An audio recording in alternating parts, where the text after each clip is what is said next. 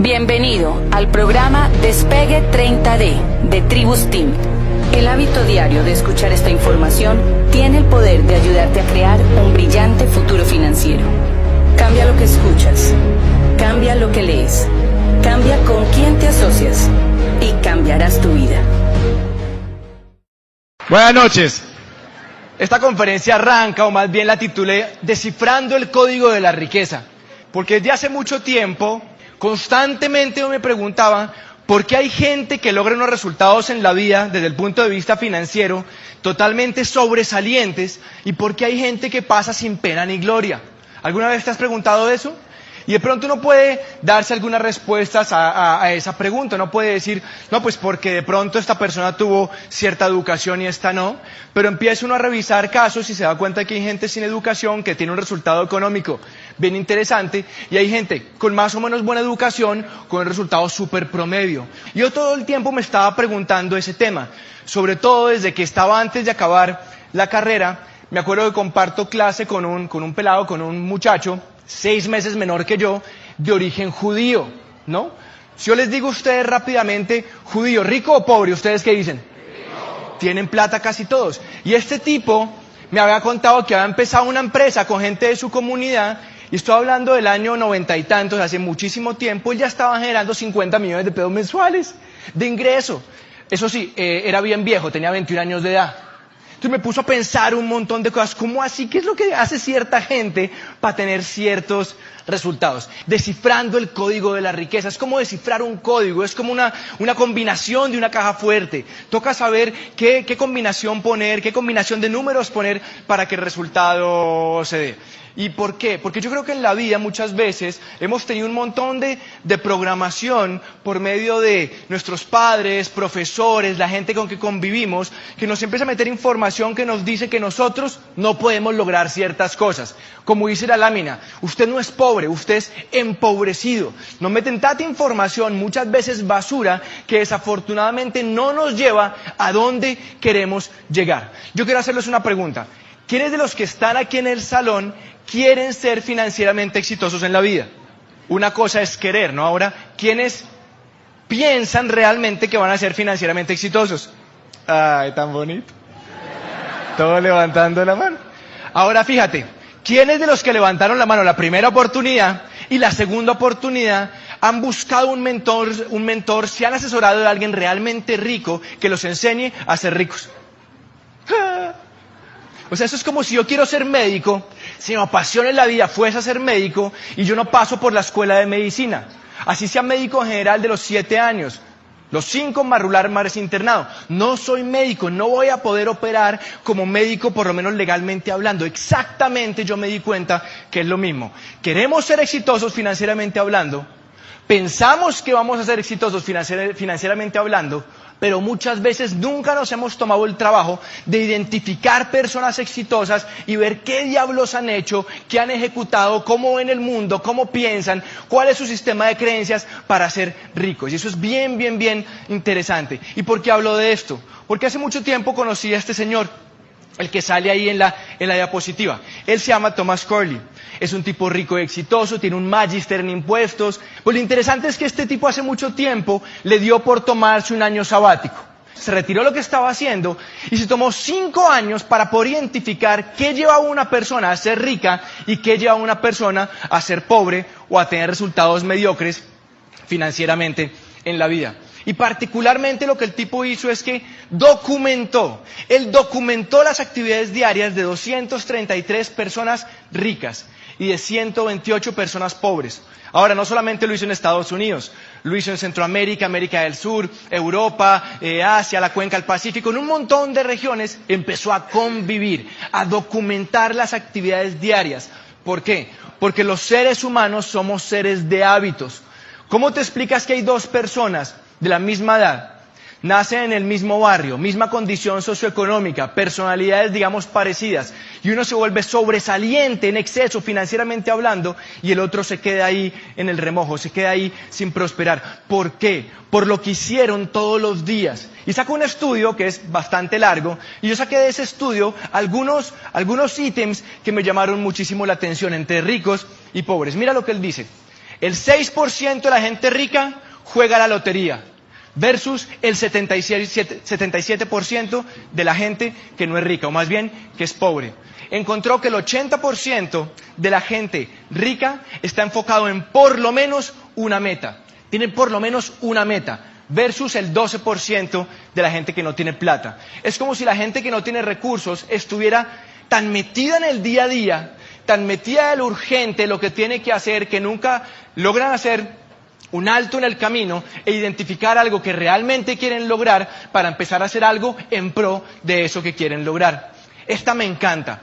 Encontró que el 83% de la gente que eran muy ricos, el 83% le prestaban muchísima atención a asistir a las reuniones escolares de sus hijos, versus el 13% de la gente que no tenía plata. Y yo empecé a leer por qué, me pareció curioso ese punto. ¿Sabes por qué?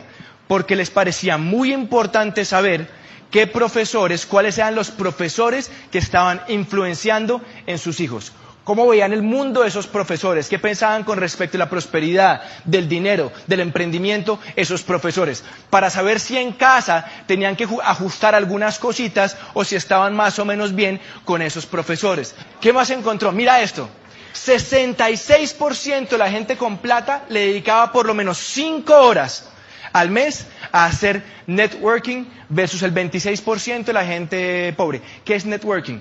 Ellos identificaban gente experta en diferentes campos y los invitaban a comer, a tomar un café, a almorzar para poder nutrirse de esa mente de esa persona, o sea, para poder aprender cómo estaba viendo el mundo, por lo menos 5 horas en el mes. 8% de la gente rica cree que la riqueza depende de la suerte, versus el 79% de la gente que no tiene plata. Cuando tú crees que tener plata depende de la suerte, automáticamente, ¿qué estás haciendo? Estás quitándote poder y control, porque no depende de ti, depende de otro. Depende de un jefe, de un gobierno, de una legislación, depende de si vienes de una familia, si estudiaste o no, si estudiaste esto o no, un montón de cosas que están afuera. Y el último ítem que yo saqué para esta conferencia es 92% de la gente rica cree que montar empresas es la mejor forma para construir riqueza. Bien interesante. Cuando yo leo estos puntos y otros, me doy cuenta de una cosa bien interesante, saco una primera conclusión, y es que los padres pobres tienen hábitos de pobreza y por lo tanto les enseñan a sus hijos a ser pobres. Y la gente rica tiene hábitos de riqueza y les enseñan a sus hijos a ser ricos. Y eso es bien importante, un punto. En nuestros países hablamos de una tremenda desigualdad económica. Unos poquitos ganando mucho, muchos ganando muy poco. Y nos centramos ahí. Pero yo creo que hay una desigualdad de papás. Y eso lo dice Corley. ¿Cómo así que es desigualdad de papás? Claro, que si una pequeña cantidad de los papás enseñan cosas para ser ricos y mucha gente enseñan cosas para ser pobres, lo que toca es volver a estos que enseñan cosas para ser pobres, que entiendan cómo cambiar los hábitos para que puedan mejorar su condición financiera y se disminuya esa brecha. Y yo empiezo un punto en mi vida en que empiezo a revisar toda esta información y yo me encuentro trabajando en ese momento en una compañía multinacional, digamos que apetecía por muchos, en el sector financiero, un buen cargo, pero llega un punto en que yo me empiezo a preguntar ciertas cosas. Empezaba a mirar gente que me llevaba 5, 10, 15 años y empezaba a mirar cómo vivían, cuál era su calidad de vida, cuánto ganaban en el tiempo libre y empecé a incomodarme. Me di cuenta que entre más exitosa era una persona en el mundo del empleo, exitosa en términos de plata, si ganaba un poquitico más, madrugaba más y ya no trabajaba hasta las 5 o 6.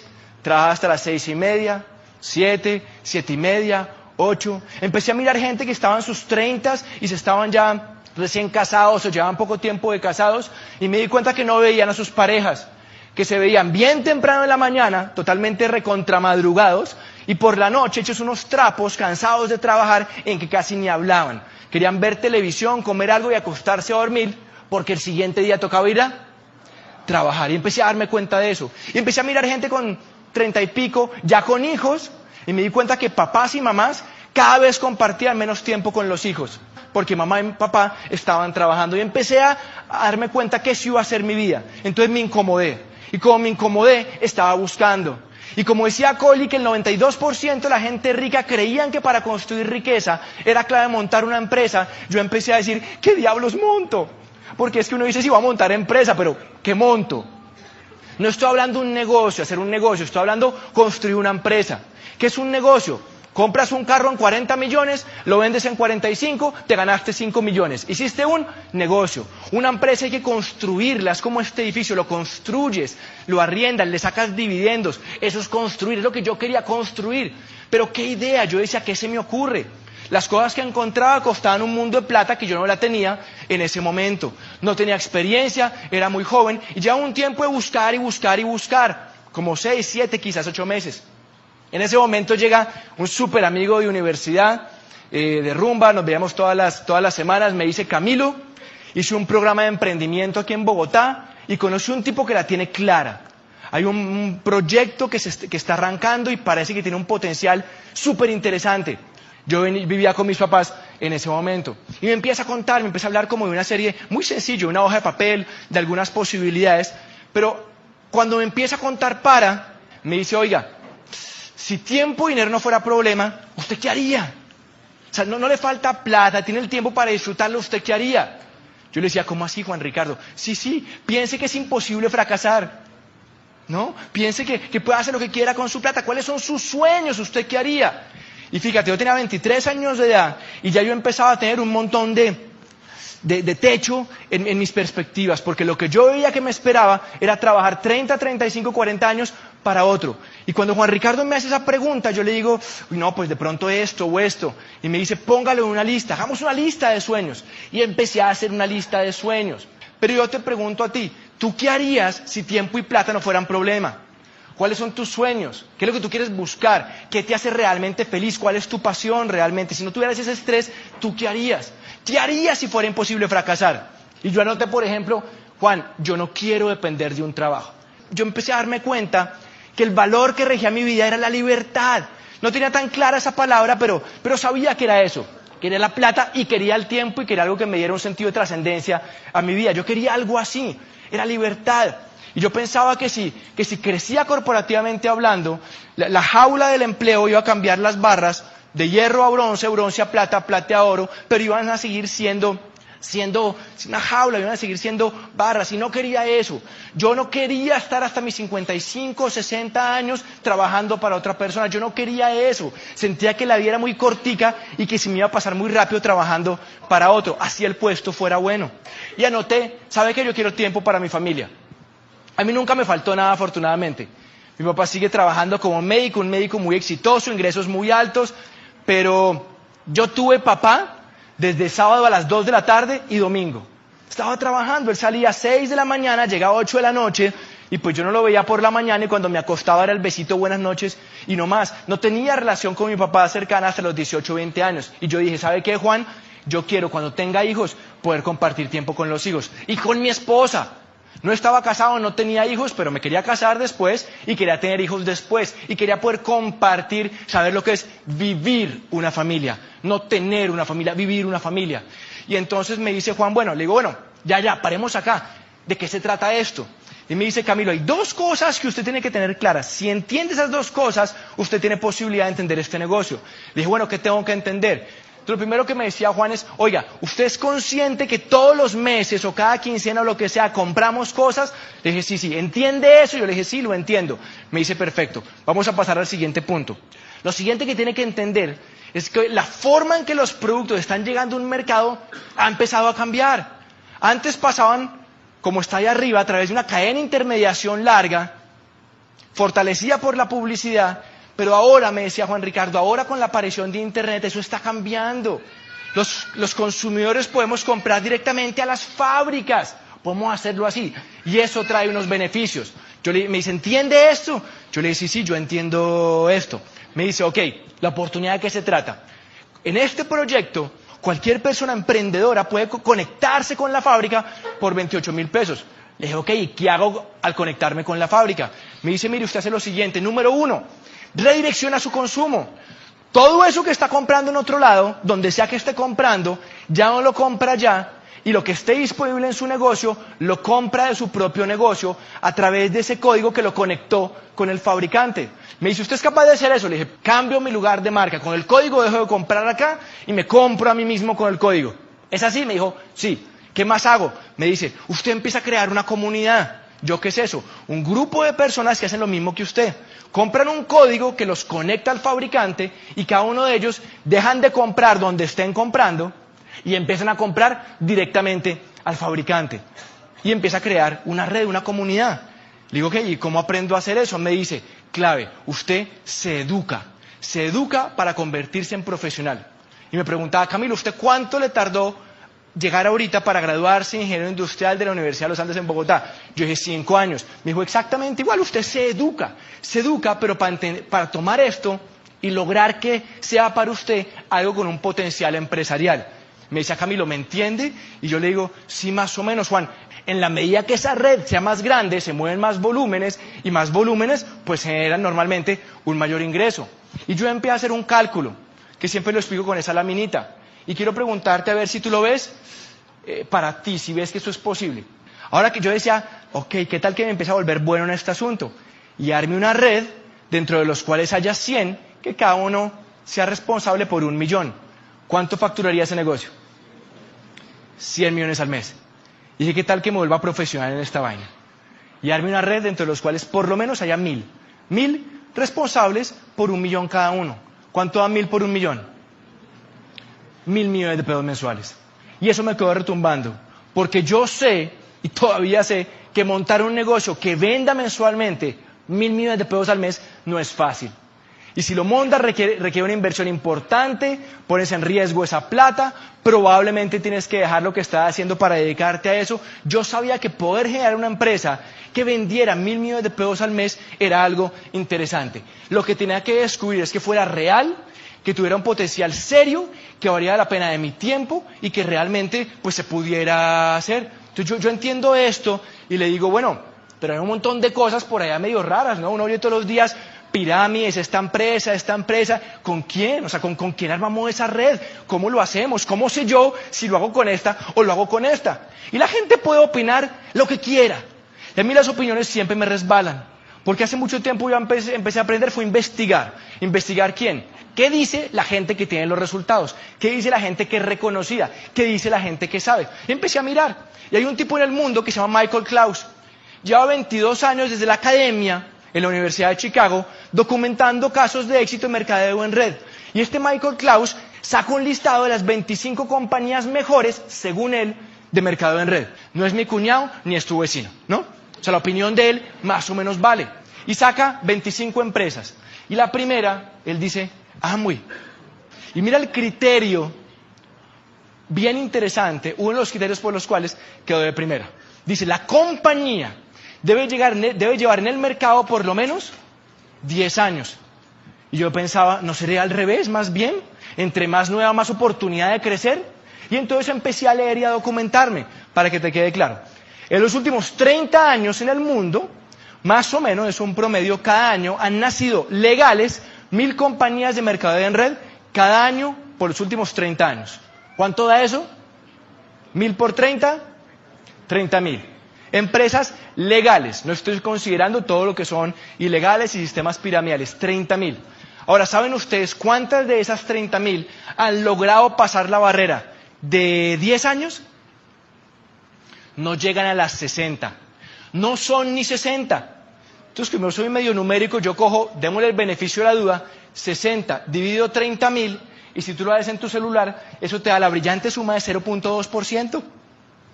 Eso es lo mismo cuando yo me montaba hoy en el avión de Bogotá a Cali, me montaba ahí tranquilito, cinturón de seguridad, cogí la revista y llega el piloto y dice, bienvenidos señores y señores a su vuelo 9715 con destino a la maravillosa ciudad de Cali. Quiero contarles que la posibilidad de llegar a su destino es 0.2%. ¿Quién se queda dentro del avión? ¡Nadie! ¡Nadie!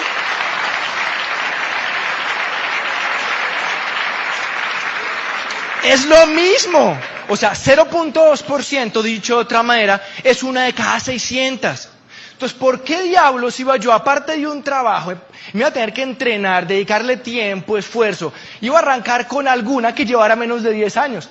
No es que no pudiera pasar los 10 años, pero era una entre 600, tenía 0.2%. Entonces para mí era mucho más inteligente arrancar en una que hubiera pasado los 10 años porque ya estaba estaba al otro lado, pues. Lo otro me di cuenta que no era tan inteligente desde el punto de vista empresarial. Entonces eso me quedó claro. Y bueno, el tipo dice que es la número 1 y empecé a leer otros criterios y lo entendí. Pero entonces le dije a Juan Ricardo, Juan, muéstreme referentes. Yo quiero referentes, muéstreme gente realmente que ha logrado transformar su vida y llevar este negocio a lugares increíbles. Yo quiero saber, quiero conocerlos. Y empecé a documentarme y a mirar casos. Y un tiempo después de haber arrancado el negocio, conozco a este señor. Él se llama Miguel Aguado. Cuando yo conozco a Miguel Aguado, no solamente era doble diamante el negocio de Amway, sino que me enteré que era el cargo ejecutivo más alto de la General Motors en España.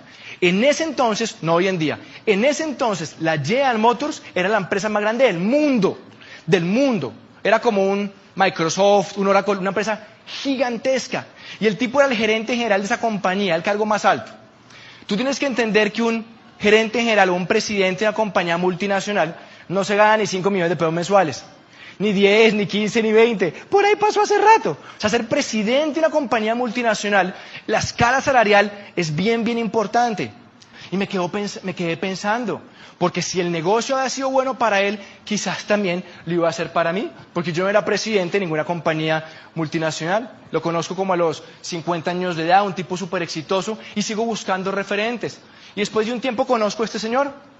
Alfredo Montaner había sido vicealcalde de la ciudad de Panamá, un vicealcalde, había sido embajador de Panamá en Colombia, y lo que les cuento es una infidencia.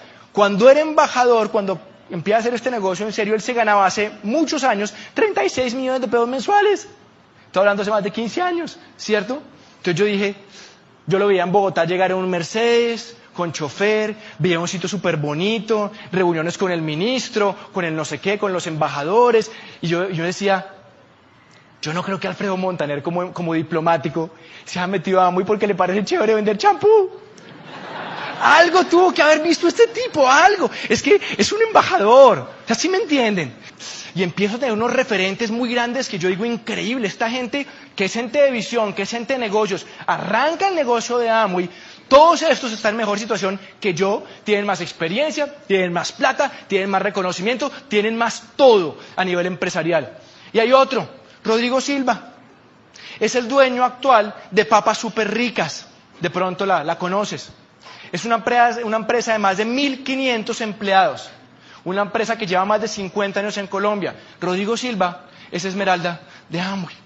Y dice que arranca este negocio porque comparando lo que toma el tiempo, los recursos, jalar adelante una compañía como Papas Super Ricas y sacar adelante el negocio de Amway, son dos cosas completamente distintas. En invenciones, en riesgos, en temas legales, es distintísimo. Entonces cuando yo veía eso decía, no, un momentico, claro, estos tipos arrancaron y están súper bien parados en Amway porque tenían plata. Era gente influyente, era gente pesada, por eso es que arrancaron el negocio de Amway. Entonces uno empezaba a mirar y volteé la torta. Encontré a Leonor Carvajal. Leonor Carvajal, si no estoy mal, nace en Pitalito, Huila, una familia sencilla, una familia humilde, se va para Bogotá, tiene segundo, tercero de primaria, o sea, no tiene educación, ¿no? Saca adelante 4 hijos como mejor puede y se hace diamante del negocio de Amway, viviendo en Ciudad Bolívar, más de 60 años, con diálisis. Creo que un día sí, un día no, va a que le hagan su rollo con respecto a la diálisis. O sea, una señora sola con más de 65 años, estrato 1, se hizo diamante en Amway. Sí, o sea, no tiene que ver con la posición. Era influyente como líder, tenía convicción en sí misma. Y empecé a mirar casos. Esta niña, Sara Vallejo. Sara Vallejo fue campeona mundial de patinaje, 20 y pico de años. Tiene título mundial de patinaje aquí en Colombia. Deportista exitosa. Y otro caso ahí para mostrar algunas cosas. Imagínate lo siguiente. Si has estado en Bogotá, en las afueras, como en el suroccidente, hay una población que se llama Mosquera.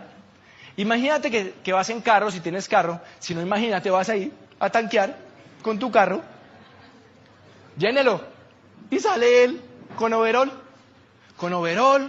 una cachuchita, tanquea el carro, Después lo empiezas a conocer porque tanqueas ahí cada semana o cada 2 semanas y le hablas con el chino Ciro y te das cuenta que el chino Ciro viene de Santander, una familia campesina, no sabe leer ni escribir, no ha hecho primaria, tiene 20, 21, 22 años. El chino Ciro simplemente quería algo más de la vida. Termina arrancando el negocio de Amway, se hace Esmeralda, se compra una camioneta y le da por ir a la bomba donde él trabajaba. Ya no estaba de overall, va ahí, va en su camionetica y se encuentra con un gerente a los cuales él le tanqueaba el carro, era cliente de esa estación de gasolina, ¿no? El carro de Ciro era mejor que el carro del gerente. Y el gerente pues cree que él está haciendo otra cosa y le dice, chino Ciro, ¿usted qué, lavando carros ahora? Y le dice, no, es mío. Claro, el gerente se tiembra y queda así como medio raro y le dice, ¿y cómo así usted qué anda haciendo? Entonces le dijo, venga y le muestro. Lo que yo quiero decir es que, ¿por qué quise enfocar la charla así? Porque mostré personas muy distintas. Mostré un diplomático, te mostré un super ejecutivo, te mostré un empresario grande de este país, te mostré una señora, te mostré una pelada joven, te mostré un pelado aparentemente sin posibilidades en la vida. Diferentes personas, de diferentes edades, diferentes trasfondos sociales, diferentes personalidades. Una cosa, yo sí me di cuenta, tenían en común. Querían de verdad mejorar su calidad de vida, pero no habían encontrado un vehículo. Digo, oye, Juan, cuénteme cómo es el plan financiero, cómo funciona esta movida. Y él me dice, mire, es más o menos fácil. Me dice, mire, hay un primer escalón, aquí con número 1, que se trata de armar un grupo. Uno no les gusta vender, no venden mucho, otros les gusta vender, si venden, no importa, pero con la visión y empiezan a construir una comunidad. Cuando hacen esa comunidad, de que más o menos le compran a Amway 30 millones de pesos mensuales y lo sostienen todo un año, esa persona va a llegar a platino fundador y ese primer año se va a ganar más o menos 40, 50 millones de pesos adicionales. Ahora, si esa persona empieza a multiplicar, empieza a aprender cómo hace el negocio, le dicen que es Esmeralda. Y como Esmeralda, más o menos, se puede ganar 100, 100 y pico millones de pesos al año. Está bien, no eres rico, pero estás arrancando a generar un ingreso complementario que empieza a volverse interesante. Pero si entonces él duplica por 2 lo que es una Esmeralda, o sea, en vez de tener 3 grupos, tienes 6 grupos, entonces llegas a una cosa que se llama diamante, que es el principio para mí del negocio grande. Ahí arranca el negocio grande. No es el negocio grande, ahí arranca el negocio grande. Y ahí el primer año te puedes ganar 300 millones de pesos en ese año y lo puedes construir en 2, 3, 4, 5 años. Cuando yo veo y entiendo que tengo una oportunidad y que me permite a mí generar 300 millones de pesos al año, a mí me empieza a encantar esta historia. Sobre todo cuando empiezo a darme cuenta que no es solamente la plata, que cuando empiezas a llegar a ciertos niveles y los empiezas a consolidar por medio de la educación, entonces empiezas a comprar el tiempo. ¿Y se acuerdan que yo les dije que quería libertad? Entendí que por medio de este negocio no solamente podía tener el ingreso, sino también podía tener el tiempo. Y me encantó. Pero hay una cosa clave y con eso quiero cerrar.